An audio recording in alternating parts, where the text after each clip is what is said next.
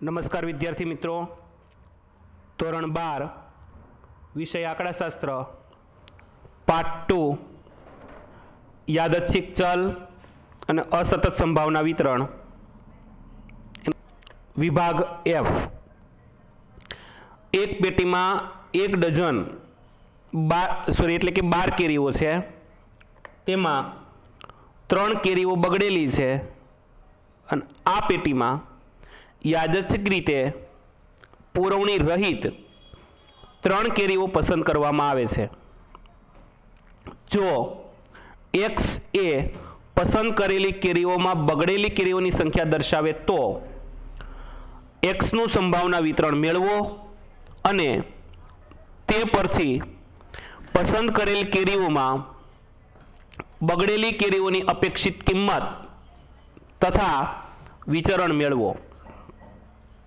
તો પેટીમાં કુલ 12 કેરીઓ છે, એમાં 3 બગડેલી, તો 9 કેરી સારી થશે, માટે કુલ શક્ય પરિણામો n બરાબર 12C3 બરાબર 12 ગુણ્યા 11 ગુણ્યા 10 છેદમાં 1 ગુણ્યા 2 ગુણ્યા 3 એટલે 220 કુલ પરિણામો થાય। હવે બગડેલી કેરીઓની સંખ્યાને જોઈએ તો બગડેલી કેરીઓની સંખ્યા ચલ x તરીકે 0, 1, 2 અને 3 ગણીએ તો ધારો કે બગડેલી કેરી 0 છે અને સારી કેરી 3 છે,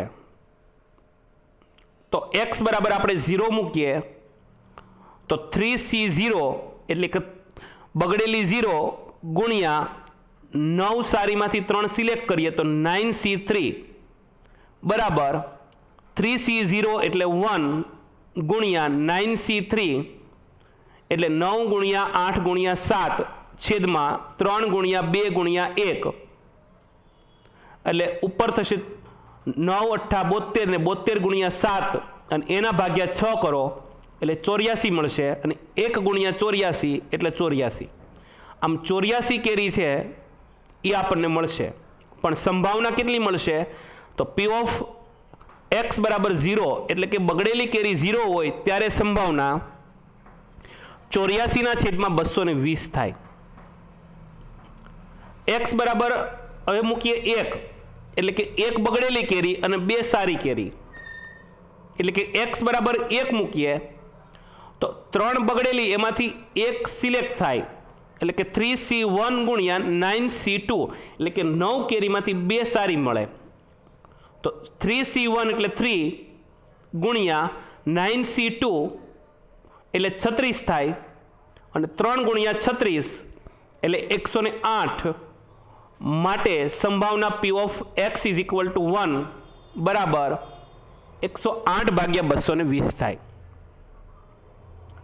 એના પછી જોઈએ કે 2 બગડેલી કેરી અને 1 સારી કેરી, એટલે કે x ઇઝ ઇક્વલ ટુ 2 મૂકીએ તો 3 બગડેલી એટલે 3C2 3 માંથી 2 પસંદ થાય ગુણ્યા 9C1 એટલે કે 9 માંથી 9 સારી કેરીમાંથી 1 કેરી સારી પસંદ થાય, તો 9C2 એટલે 3C2 એટલે 3 અને 9C1 એટલે 9, 3 ગુણ્યા 9 એટલે 27, માટે સંભાવના P of x is equal to 2 બરાબર 27 ના છેદમાં 220 થાય। એના પછી આગળ વધીએ તો 3 કેરી આપણે બગડેલી ગણીએ, 0 કેરી સારી ગણીએ, તો x બરાબર 3 માટે 3C3 ઇન્ટુ 9C0 એટલે કે 3C3 એટલે 1 ઇન્ટુ 9C0 એટલે પણ 1 અને 1 ઇન્ટુ 1 એટલે 1, માટે સંભાવના મળશે P of x is equal to 3 બરાબર 1/22 એટલે કે 1 ના છેદમાં 220। તો આ થયું આપણું સંભાવના। તો આગળ વધીએ સંભાવનાના કોષ્ટક તરફ। તો યાદચ્છિક ચલ x નું સંભાવના વિતરણ, તો ચલ x બરાબર 0, 1, 2 અને 3 એની સંભાવના છે સામે P ઓફ x બરાબર, જો 0 હોય બગડેલી કેરી તો 84 ના છેદમાં 220, 1 કેરી બગડેલી હોય તો 108/220, 2 કેરી બગડેલી હોય તો 27/220 અને 3 કેરી બગડેલી હોય તો 1/220 અને બધી સંભાવનાનો સરવાળો કરો તો સિગ્મા પી ઓફ એક્સ બરાબર 1 થાય. હવે આપણે એવું કીધું અપેક્ષિત કિંમત શોધો એટલે કે મધ્યક શોધો. તો મધ્યક E ઓફ એક્સ બરાબર સિગ્મા એક્સ ગુણ્યા પી ઓફ એક્સ થાય. એટલે કે એક્સ ગુણ્યા પી ઓફ એક્સ આપણે પહેલાં કોષ્ટક મેળવવું પડે. તો 0 ગુણ્યા 84/220 કરો એટલે 0 મળે. 1 ગુણ્યા 108/220 કરો એટલે 108/220 મળે. 2 ગુણ્યા 27/220 કરો એટલે કે 2 ગુણ્યા 27 એટલે 54/220 મળે. અને 3 ગુણ્યા 1/220 કરો એટલે 3 એકા 3 અને 3/220 મળે. હવે આપણે સરવાળો કરીએ સિગ્મા એક્સ ગુણ્યા પી ઓફ એક્સ એટલે બગડેલી કેરીઓનો મધ્યક એટલે કે અપેક્ષિત કિંમત થશે. તો જો સરવાળો કરીએ તો લસા 220 આવે તો 108 + 54 + 3 કરો એટલે 165 મળશે.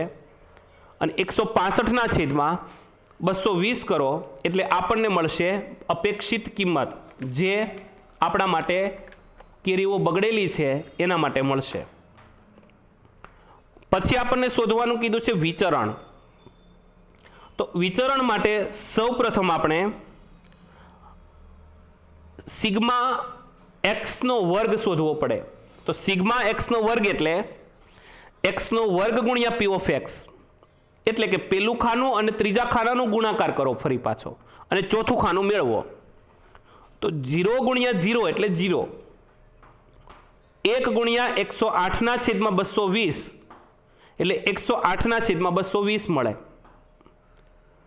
2 ગુણ્યા 54/220 એટલે 54 ગુણ્યા 2 એટલે 108 મળે અને 108/220 થાય.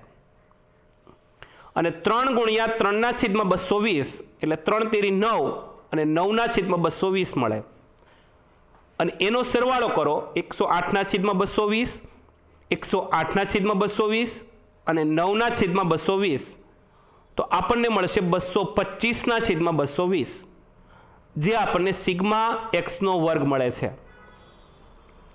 હવે આપણે વિચરણ શોધવું છે. તો વિચરણ વી ઓફ એક્સ બરાબર સિગ્મા એક્સનો વર્ગ માઇનસ ઈ એક્સનો સ્ક્વેર એટલે કે મધ્યકનો વર્ગ. તો આપણને ઈ એક્સનો વર્ગ મળ્યો છે 225/220 માઇનસ 165/220 નો વર્ગ. 225/220 માઇનસ 165 નો વર્ગ થશે 27/225 છેદમાં 220 નો વર્ગ થશે 48,400. 48,400 લસા લેશો અને સામે તમે ગુણશો 220 વડે એટલે 220 ગુણ્યા 225 એટલે 49,500 માઇનસ 27/225 છેદમાં 48,400. અને 49,500 માંથી 27/225 બાદ કરશો એટલે 22,275 મળશે અને ભાગ્યા 48,400. 48,400 વડે ભાગાકાર કરશો એટલે 0.46023 મળશે જે આપણને બગડેલી કેરીઓનું વિચરણ બતાવે છે. તો આ થઈ ગયો આપણો પ્રશ્ન નંબર 1. પ્રશ્ન નંબર 2. ધોરણ 10માં અભ્યાસ કરતા વિદ્યાર્થીઓની સમષ્ટિમાં 50 વિદ્યાર્થીઓએ ચોકલેટ ખાવાની ટેવ ધરાવે છે એવું જાણવા મળ્યું છે. આ માહિતીની ચકાસણી કરવા માટે 1024 આગણકો એટલે કે અધિકારીઓની નિમણૂક કરવામાં આવે છે અને દરેક સંશોધન આગણકો આ વિદ્યાર્થીઓની સમષ્ટિમાંથી યાદચ્છિક રીતે 10 વિદ્યાર્થીઓ પસંદ કરે અને તેમની ચોકલેટ ખાવાની ટેવ વિશે તપાસ કરે તો 30%થી ઓછા વિદ્યાર્થીઓ ચોકલેટ ખાવાની ટેવ ધરાવતા હોય તો એવી જાણ કરનાર આગણકોની અપેક્ષિત સંખ્યા શોધો. એટલે કે સંભાવના સફળતાની સંભાવના આપણે વિદ્યાર્થી ચોકલેટ ખાય એની ટેવ ધરાવતો હોય તો 50% છે, માટે 50% બરાબર 50/100 માટે 1/2 થાય. એટલે સફળતાની સંભાવના 1/2 મળે છે, તો નિષ્ફળતાની સંભાવના Q બરાબર 1 - P કરો એટલે 1 - 1/2 કરો એટલે Q બરાબર 1/2 મળશે, જે આપણને ચોકલેટ ન ખાનાર વિદ્યાર્થીઓની સંખ્યા મળશે. અને કુલ વિદ્યાર્થીઓની સંખ્યા n બરાબર 10 અને આગણકોની સંખ્યાને કેપિટલ N વડે દર્શાવો તો 1024 છે. તો આગળ વધીએ તો ચલ x તરીકે 30%થી ઓછા વિદ્યાર્થીઓ ચોકલેટ ખાવાની ટેવ ધરાવતા હોય, એટલે કે 30% એટલે કે 10/30% એટલે 3થી ઓછા વિદ્યાર્થીઓ, એટલે કે 0, 1 અને 2 વિદ્યાર્થીઓ ચોકલેટ ખાવાની ટેવ ધરાવતા હોય. એટલે કે ચલ x તરીકે 0, 1 અને 2 મૂકવાના, n બરાબર 10 મૂકવાના, p બરાબર 1/2 અને q બરાબર પણ 1/2 મૂકીએ તો દ્વિપદી સંભાવના વિતરણનું સૂત્ર p of x બરાબર ncx ગુણ્યા p ની x ઘાત ગુણ્યા q ની n - x ઘાત, જ્યાં x બરાબર 0, 1 અને 2 મૂકતા તો p of x બરાબર 10c0 ઇન્ટુ 1/2 ની 0 ઘાત ઇન્ટુ 1/2 10 - 0. હવે x ની જગ્યાએ 1 મૂકો તો 10c1 ઇન્ટુ 1/2 ની 1 ઘાત ઇન્ટુ 1/2 10 - 1. હવે 2 મૂકો તો 10c2 ઇન્ટુ 1/2 સ્ક્વેર ઇન્ટુ 1/2 10 - 2. તો આગળ વધીએ તો 10c0 એટલે 1 ઇન્ટુ 1/2 ની 0 ઘાત એટલે કોઈપણની 0 ઘાત એટલે 1 ગુણ્યા 1 ની 10 ઘાત એટલે 1 અને 2 ની 10 ઘાત એટલે 1024 થાય, પ્લસ 10c1 એટલે 10 ઇન્ટુ 1/2 ની 1 ઘાત એટલે 1/2 ગુણ્યા 1/2 ની 10 - 9 એટલે 1 એટલે 9 ઘાત થાય, અને 1 ની 9 ઘાત એટલે 1 અને 2 ની 9 ઘાત એટલે 512, પ્લસ 10c2 એટલે 45 ગુણ્યા 1/2 નો વર્ગ એટલે 1/4 મળશે, અને ગુણ્યા 1/2 ની 8 ઘાત થશે, કારણ કે 10 માંથી 2 બાદ કરો એટલે 8, અને 1 ની 8 ઘાત એટલે 1